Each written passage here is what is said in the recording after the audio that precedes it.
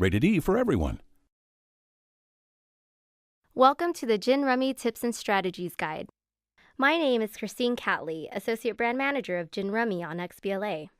Today, I'm going to teach you how to strategically play this classic card game and give you some tips on how to knock out your opponents. Gin Rummy is all about constant vigilance and staying alert to every move made in the game. Tip number 1, be alert to the cards that are discarded and picked up. If your opponent discards a card, he obviously doesn't need it.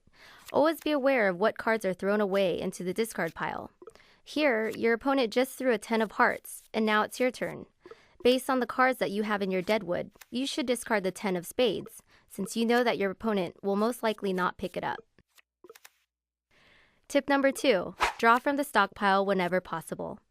Be aware that your opponent is also watching what you pick up, so it is generally better to draw from the stockpile instead of the discard pile. Doing this makes it more difficult for your opponent to figure out what cards you have in your hand and what cards you need. Tip number 3, take a low card, throw a high card. In Gin Rummy, the aim of the game is to have the least amount of deadwood points as possible to avoid getting caught with a poor hand of high cards.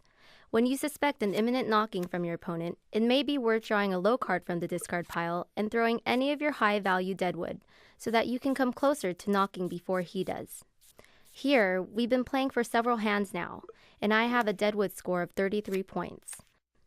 If I take his 5 and I discard my 8 of spades, this will lower my deadwood to 30, and it also gives me a better chance of forming a run with a 4 or 7 of spades. Tip number 4, keep your lucky 7s to form runs.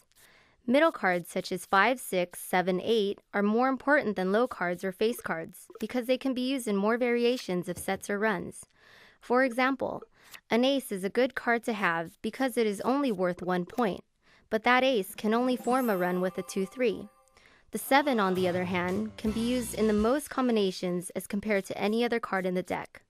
It is the most valuable card in the deck because it can form a run with a 5-6, a 6-8, an 8-9, or even longer runs. Tip number 5, knock early. One of the most important strategies to learn is to try to knock early. It's the best to catch your rummy opponents off guard and to accumulate your points by knocking instead of waiting for a gin hand. Knocking early also avoids the risk of being undercut later on in the game. So now that you've learned a few helpful tips on how to play the game, you should have no problem becoming a Rummy Master on Xbox Live Arcade. Download the game today for a knockout time.